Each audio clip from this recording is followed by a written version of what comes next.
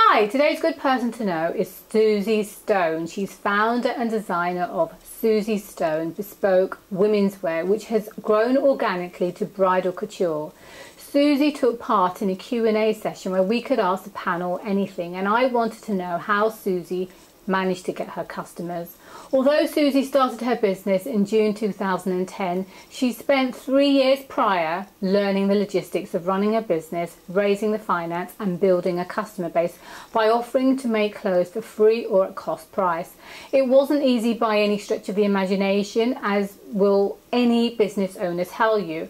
And so that she didn't end up compromising on quality, she ended up forming her own team in-house because she couldn't risk the associated problems of relying on a factory to do her intricate one-off pieces.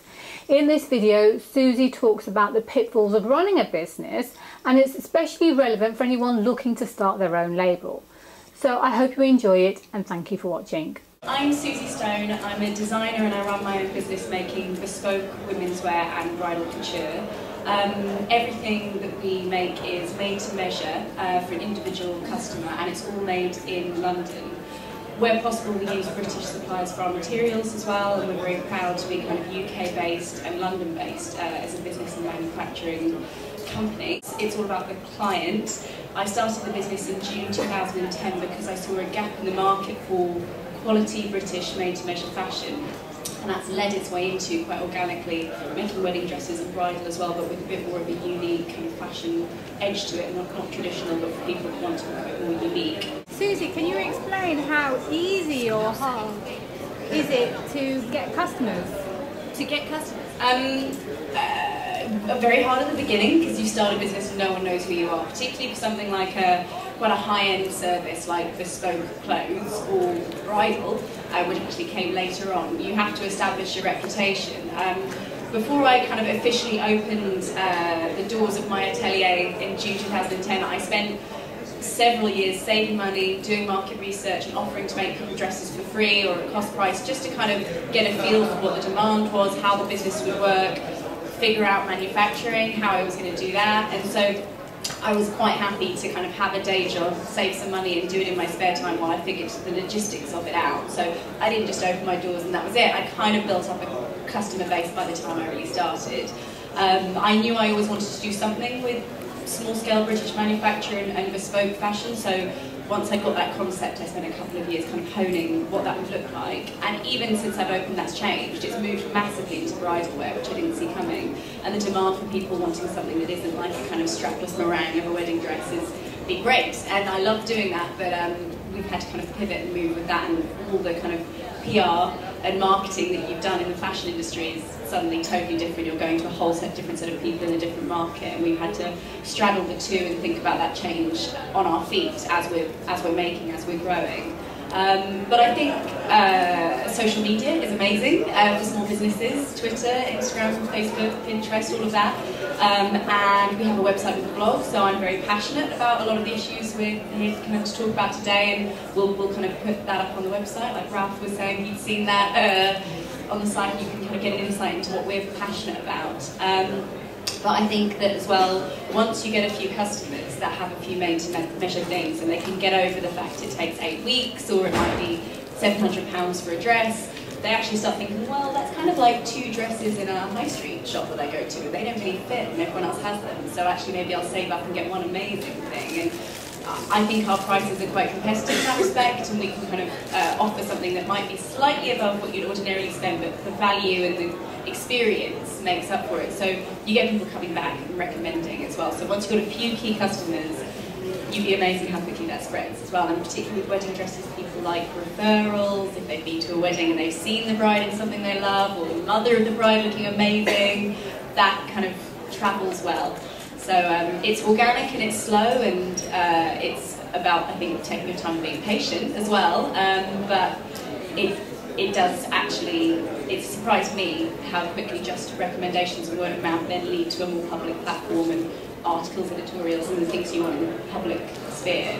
But it's a totally different way from setting up a business and just saying, here's my collection. It's a very different thing. It's a very personal experience. What have you found the most difficult thing about designing and manufacturing in this country? What we're doing, one-off pieces, and the quality has to be extremely high. We really struggled to find factories in London that could cope with that level of detail, and I think that people want larger quantities and they want to make, but also they want to do things quickly so that the finishing wasn't at the standard we wanted. I think I worked with 10 different factories trying to find a system that worked, and in the end, the way I've been able to work is to put my own team together, is to find people that have the skill set and the passion and the attention to detail that I have and I want for my customers, and make my own small team that makes in-house. And I feel like that is a bit of a shame, and I think part of the problem is there's not a lot of transparency with UK manufacturing. If people find someone that they like, they keep it a secret, they don't share that information, but also then these factories aren't monitored.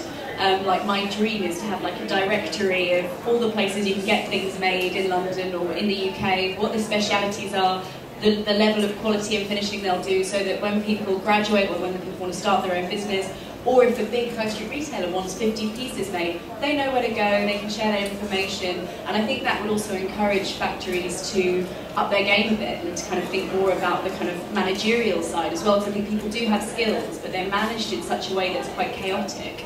It's very, very hard to control and manage orders and meet deadlines and have a kind of quality control.